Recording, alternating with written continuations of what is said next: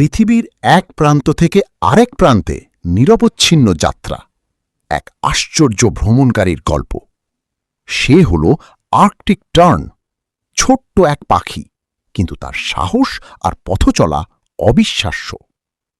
প্রতি বছর সে উড়ে যায় আর্কটিক থেকে অ্যান্টার্কটিকা, প্রায় ৭০,০০০ কিলোমিটার পথ। ভাবা যায়? সূর্যের আলোকে অনুসরণ করতে করতে সে ঘুরে বেড়ায় পৃথিবীর দুই মেরুর মাঝখানে।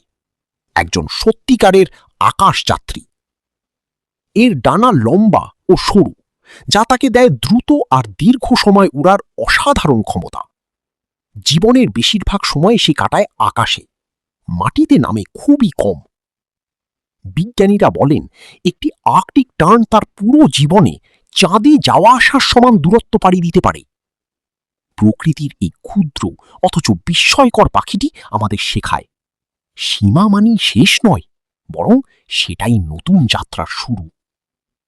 এমন আরও চমকপ্রদ তথ্য জানতে ফলো করুন এবং সাবস্ক্রাইব করে পাশে থাকুন।